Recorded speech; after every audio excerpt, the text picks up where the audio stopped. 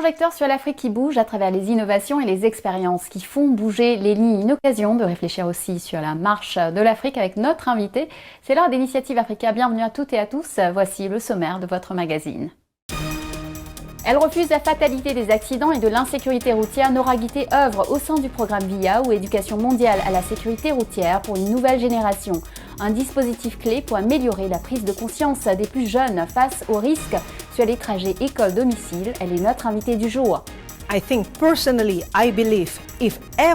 pense personnellement que si tout le monde travaille ensemble et que nous nous concentrons uniquement sur l'Afrique, je pense qu'avec 50% d'accidents en moins, l'objectif du plan mondial peut être atteint. Des veuves qui refusent les brimades et l'expropriation, certaines femmes de Pointe-Noire sont bien décidées à se battre contre les préjugés rencontrés à la mort de leur mari. Je ne suis pas dupe, je suis pourtant mariée, officiellement, traditionnellement. Et où était-il lorsque pendant 7 ans je supportais mon mari malade ? Un service d'ambulance gratuit pour les plus démunis et les victimes d'attentats à Mogadiscio. Ce médecin somalien est parvenu à réaliser un projet unique pour aider ses concitoyens. Nous avons commencé ce service en 2006, au moment où il y en avait besoin. De nombreuses personnes mouraient à l'intérieur du marché de Bakaro, à Mogadiscio, ou dans d'autres villages de Mogadiscio.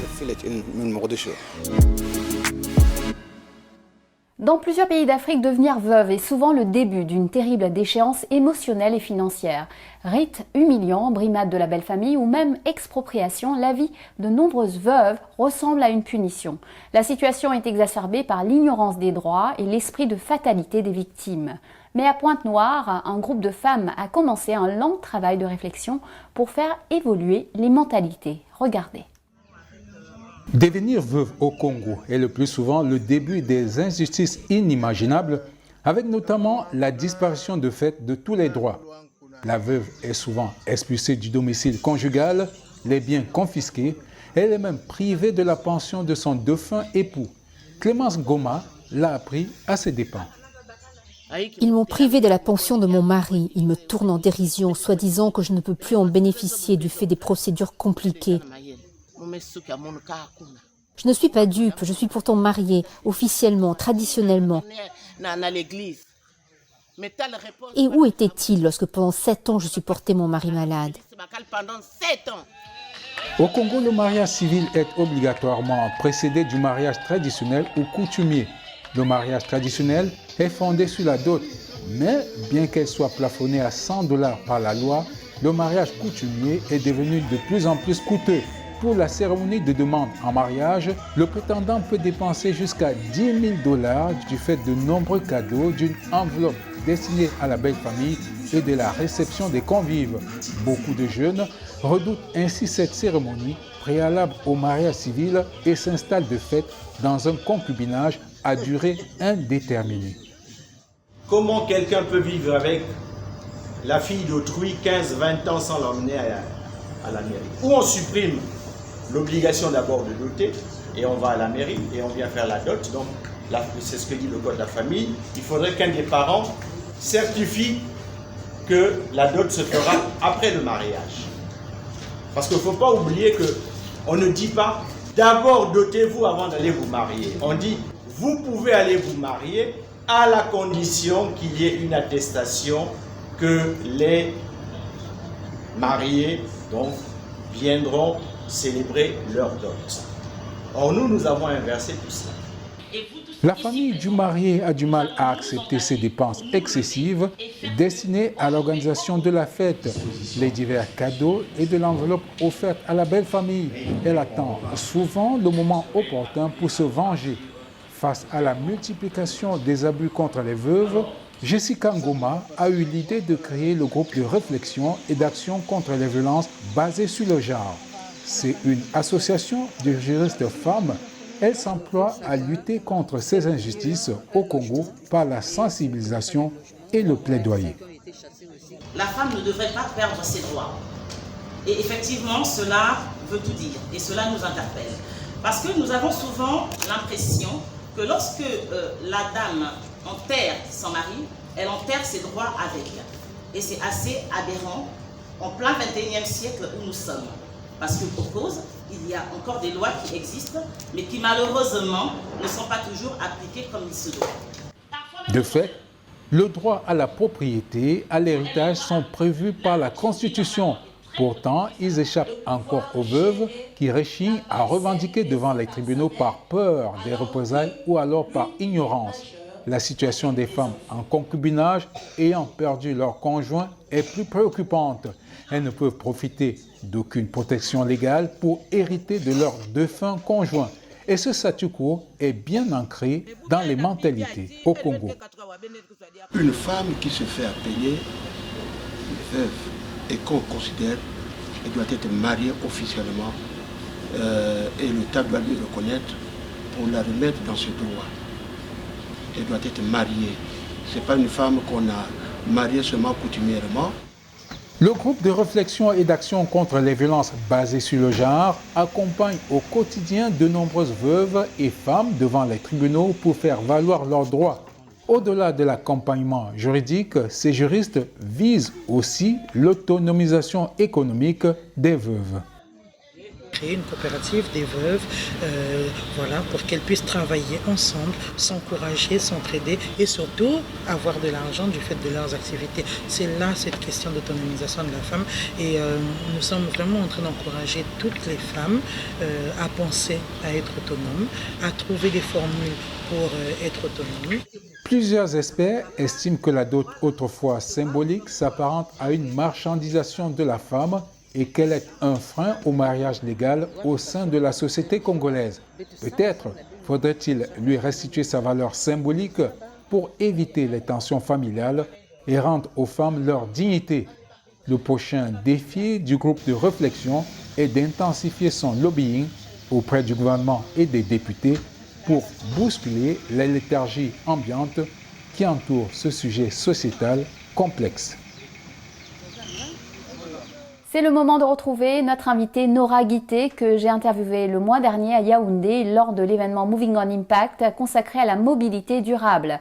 Cette représentante du leader mondial de pneumatiques Michelin est engagée dans la sécurité routière et cela tombe bien puisqu'en 2019, Michelin, Total Energy et les Global Road Safety Partnership ont joint leurs efforts pour fonder le programme VIA, consacré à l'éducation à la sécurité routière. J'ai commencé par demander à Nora Guité comment avait débuté cette prise de conscience chez les industriels. Bonjour Nora Guité, vous êtes responsable mobilité sûre, groupe Michelin, et vous œuvrez pour la fondation Michelin également. Pourquoi la sécurité routière est-elle une priorité pour Michelin et la fondation ? Good morning everyone. Thank you, Asha. Bonjour à tous, merci Asha. Je m'appelle Nora Guité du groupe Michelin. Comme vous le savez tous, Michelin est une entreprise de fabrication de pneus. Nous nous occupons de ce sujet de la mobilité sûre depuis de très nombreuses années. Le sujet de mobilité sûre est très important pour Michelin car il est lié à la vie. Nous nous soucions de la vie des autres. Nous avons commencé par notre produit, qui est le produit de sécurité dans une voiture ou dans une moto. Vous verrez les pneus qui sont très importants. C'est le seul objet qui touche réellement le sol. C'est pourquoi il est très important d'avoir un véhicule en bon état, ou dans ce cas, un pneu en bon état, car vous risquez d'avoir un accident.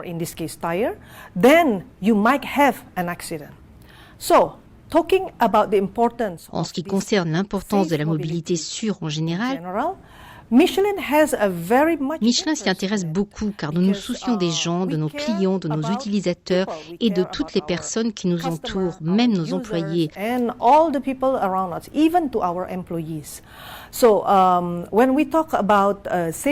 Ainsi, lorsque nous parlons de mobilité sûre, nous ne parlons pas seulement de la sécurité routière elle-même. Le champ d'application s'élargit de plus en plus dans le sens où nous ne parlons pas uniquement de l'industrie automobile, nous parlons au-delà de cette industrie.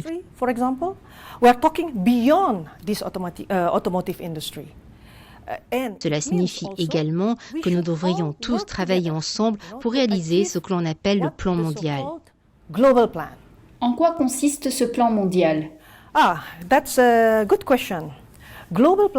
Oh, c'est une bonne question. Le plan mondial est en fait un plan détaillé. Il est fait ou préparé par les Nations Unies et c'est en fait notre base pour voir quoi, comment et qui doit être impliqué dans ce plan de sécurité routière. What, how and who should be involved in this road safety plan. Yeah? And it's intended for all. Oui, et il est destiné à tous, qu'il s'agisse du gouvernement national ou local et même des parties prenantes. C'est pourquoi, lorsque nous parlons du plan mondial, nous entrons maintenant dans la deuxième décennie d'action.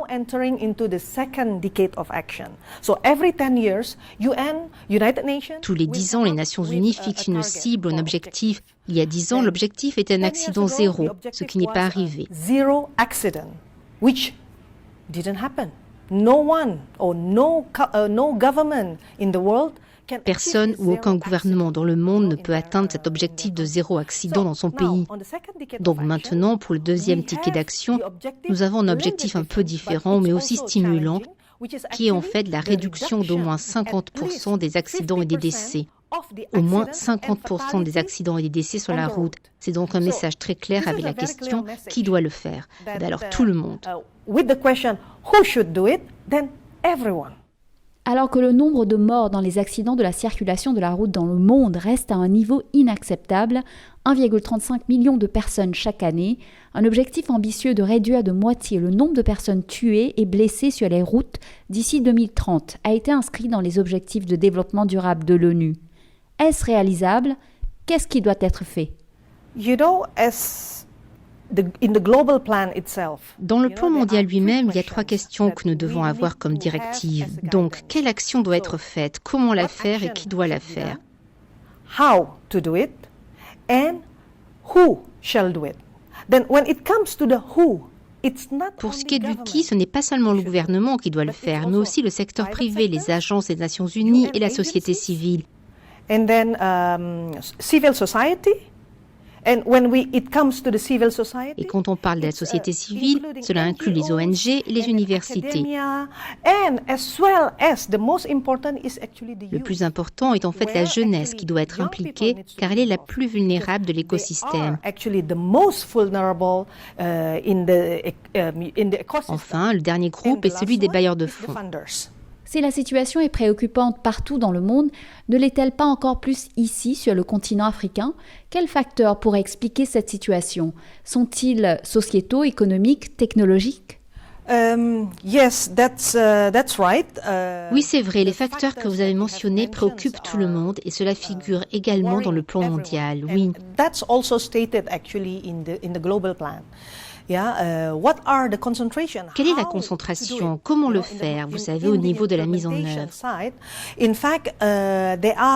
En fait, il y a 7 aspects que nous devons prévoir. D'abord, bien sûr, le financement lui-même. Nous devons nous assurer qu'il y aura un financement pour les actions, puis les politiques de cadre juridique dans le pays doivent être mises en place, ce qui est évident.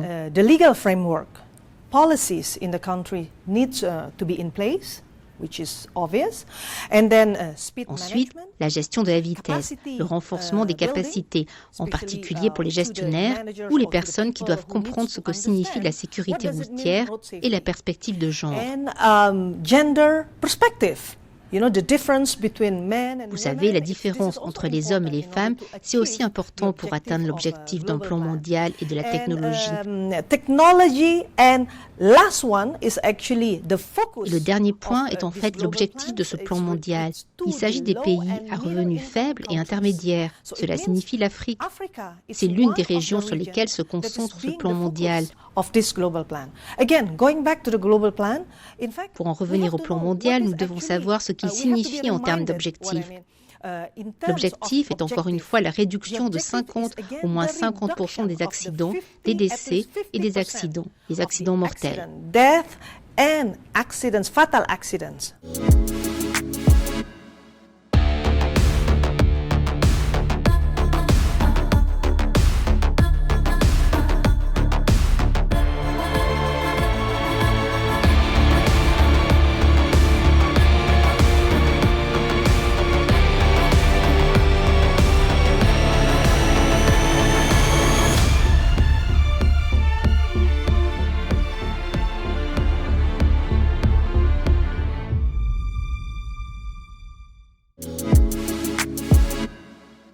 Bienvenue pour la deuxième partie de notre émission. Je vous emmène maintenant dans la corne de l'Afrique, en Somalie, un pays confronté à l'incertitude politique et aux attaques terroristes. Un homme a décidé de prendre une initiative inédite et de changer la vie de nombreuses personnes. Face à la violence dont les civils sont souvent la cible, le docteur Abdulkadir Abdirahman Adan a mis sur pied un service d'ambulance gratuit pour venir en aide à ses concitoyens pris dans une situation d'urgence. C'est un reportage d'Abdirahman Hussein à Mogadiscio. Regardez.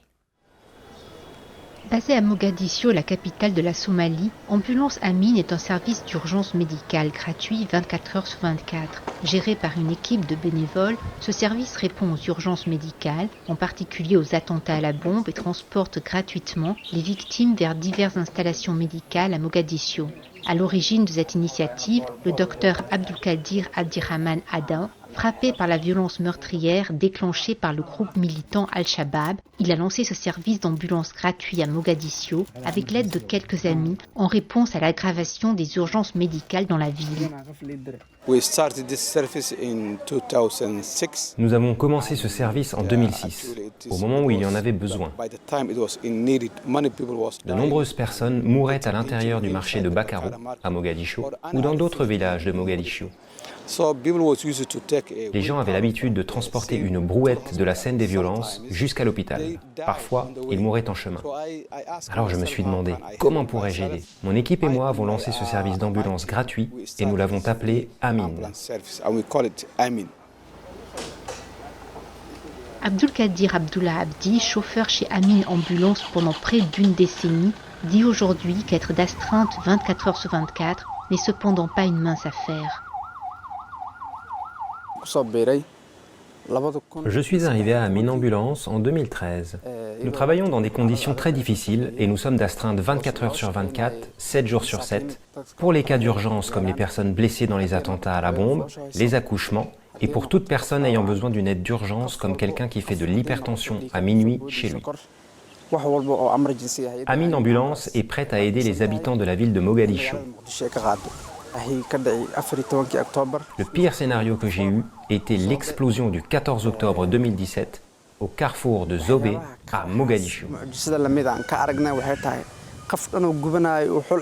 J'ai été traumatisé quand j'ai vu quelqu'un que je connaissais brûler et crier à l'aide, mais je n'ai pas pu m'approcher à cause de l'énorme incendie aux alentours de l'endroit. Ce fut une journée très émouvante. Contrairement aux autres services d'ambulanciers de la ville, Amin Ambulance offre des services gratuits à ses clients. Le fournisseur s'appuie sur les contributions de sympathisants, y compris la communauté des affaires, les étudiants ou les particuliers. Le service d'ambulance est financé par la communauté somalienne, des hommes d'affaires somaliens. Lorsque nous allons dans des écoles, des entreprises ou des universités, nous demandons aux étudiants de contribuer $1. Chaque dollar sauve une personne. Donc il y a tellement de gens du business qui sont prêts à financer. Maintenant, en 2021, il y a une campagne de financement qui va bientôt commencer. Amin Ambulance est non seulement bénéfique aux membres du public, mais aussi aux hôpitaux qui dépendent du service lors de situations d'urgence. Pour le docteur Mustafa Youssouf de l'Académie de médecine et d'imagerie de Mogadiscio, le service d'ambulance gratuit joue même un rôle crucial. Amin Ambulance nous permet de transporter des cas d'urgence de la maison à l'hôpital, tels que les femmes enceintes, sans aucun frais. Amin nous aide également à transférer les patients vers d'autres hôpitaux, car ils disposent d'un personnel bien formé et fournissent les soins nécessaires pendant le transport. Amin aide les femmes enceintes qui se rendent dans les hôpitaux de la ville lorsqu'elles ont besoin d'un examen supplémentaire en dehors des cliniques de leur région. Ils amènent ces personnes à notre hôpital pour des besoins supplémentaires, comme les ultrasons pour les femmes enceintes, et il s'occupe des cas nécessiteux avec un traitement médical et des conseils. Fatima Nor est enceinte de 5 mois et aveugle. Incapable de payer le taxi ni de parcourir à pied la distance, elle a appelé Amin Ambulance qui a répondu rapidement. Je suis venue dans un centre de santé publique du district Odan pour des examens et le médecin m'a envoyé pour des examens par ultrason. J'ai appelé l'ambulance Amin pour qu'elle m'emmène car je ne pouvais pas marcher jusqu'à l'hôpital parce que je suis aveugle et enceinte de 5 mois. Ils m'ont transportée gratuitement. Je les remercie. Saro Ali, actuellement en convalescence dans un hôpital de Mogadiscio, partage avec Fatima un point de vue similaire sur Amin Ambulance. Je remercie vraiment Amin Ambulance de m'avoir emmené de chez moi à la périphérie de la ville, à cet hôpital gratuitement. Je n'ai pas pu payer un taxi, mais il nous aide à chaque fois que nous sommes confrontés à des situations d'urgence. Mais dans une ville où les intérêts privés ont des racines profondes, l'exploitation d'un service gratuit est vouée à se heurter à une multitude de défis. Le docteur Abdoukadir signale cependant que la sécurité est l'un des principaux défis auxquels son équipe est confrontée. D'après mon expérience de 15 ans dans le service d'ambulance gratuit en Somalie, le principal défi auquel nous sommes confrontés depuis que nous avons commencé jusqu'à présent est celui de la sécurité. La finance est également un autre défi, et même lorsqu'il n'y a pas de revenus, au moins nous continuons à opérer en payant de nos poches. Ou alors nous sollicitons des hommes d'affaires ou toute autre personne, mais pour la sécurité, nous n'y pouvons pas grand-chose, et avec laquelle nous ne pouvons pas jouer. Mogadiscio est toujours régulièrement confronté à la violence, et les services tels qu'Amin contribuent grandement à soulager cette ville blessée par ces assauts quotidiens. Nous retrouvons Nora Guité qui nous parle de sa mission pour favoriser l'éducation des plus jeunes à la sécurité routière en Afrique, un continent où 85 000 enfants sont tués ou blessés sur la route chaque année. Écoutons-la. En Afrique, la mobilité est synonyme de revenus pour beaucoup. C'est parfois une question de survie. La sécurité n'est pas une priorité. Comment percevez-vous ce sujet? Oui, c'est la réalité de la vie. D'une manière ou d'une autre, nous pouvons voir que dans les pays à revenus moyens inférieurs, les gens ont besoin de manger.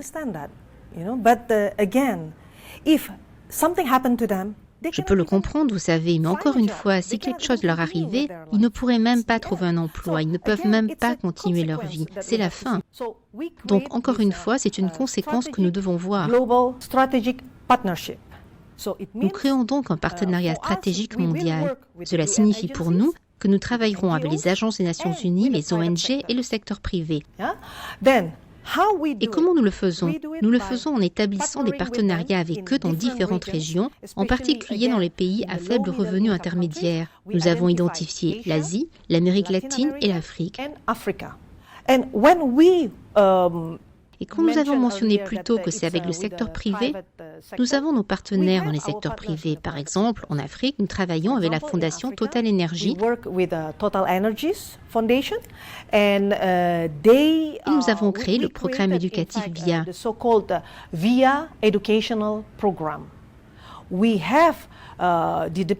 Nous l'avons déployé dans de nombreux pays d'Afrique et nous sommes préoccupés par le fait que l'éducation est la base pour éviter les accidents. Les connaissances de base que les enfants devraient avoir dès leur plus jeune âge. Et les jeunes dans tout ça, sont-ils une population à haut risque? Comment les abordez-vous?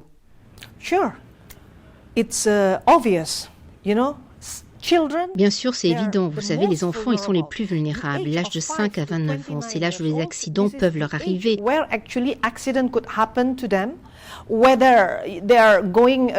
Qu'ils soient dans un véhicule avec leurs parents ou qu'ils marchent dans la rue et soient écrasés par des véhicules ou des choses comme ça.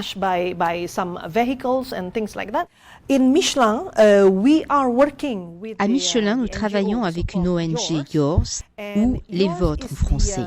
C'est un groupe de jeunes du monde entier qui se sentent concernés par la sécurité routière dans leur environnement.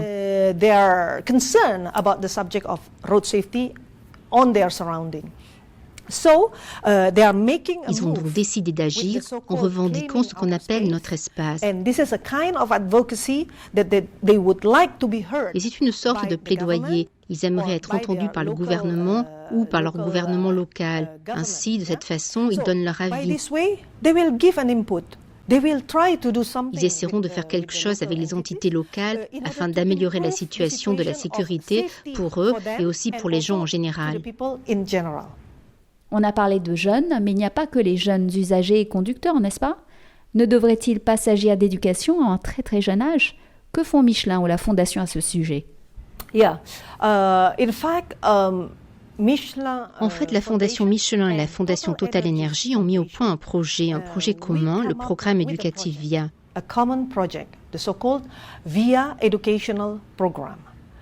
This is an innovative and active, creative. Il s'agit d'une méthodologie innovante et créative pour enseigner la sécurité routière aux enfants de 10 à 18 ans. Notre cible est encore une fois les pays à revenus faibles et moyens. It's again low and middle income countries. There are many kinds of subjects. Il existe de nombreux sujets que nous pouvons aborder avec les enfants en fonction de la région.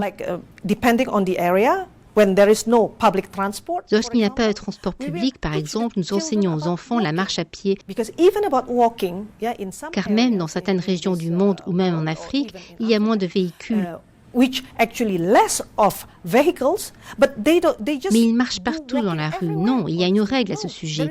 Vous savez, la règle de base que chaque personne ou chaque enfant doit connaître afin d'éviter tout accident. Donc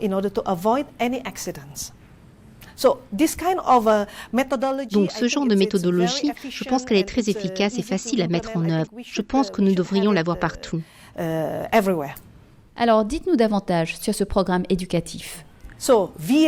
Le programme éducatif VIA pour la sécurité routière, c'est en fait le nom complet de ce programme. VIA, ce n'est pas une abréviation, c'est bien juste du mot VIA. L'éducation peut passer par n'importe quelle autre forme. Nous utilisons le mot du programme éducatif pour la sécurité routière parce que ça peut être n'importe où.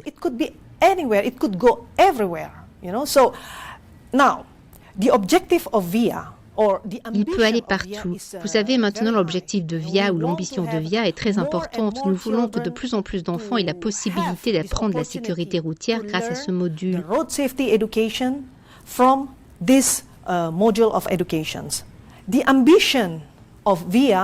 Nous voulons que chaque enfant dans le monde fasse l'expérience de la méthode éducative de VIA.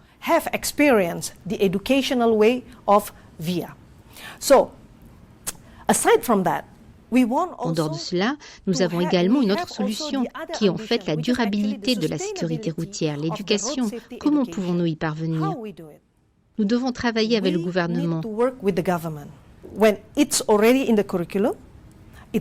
Quand c'est déjà dans le programme, l'obligation de toutes les écoles est celle de délivrer cette éducation aux enfants, et pour les enfants, de la recevoir et de la mettre en œuvre par eux-mêmes. Nora, ma dernière question. Quels sont vos espoirs pour l'avenir en matière de sécurité routière en Afrique? Nous espérons, et je pense personnellement, que si tout le monde travaille ensemble et que nous nous concentrons uniquement sur l'Afrique, je pense qu'avec 50% d'accidents en moins, l'objectif du plan mondial peut être atteint. Et ceci est important.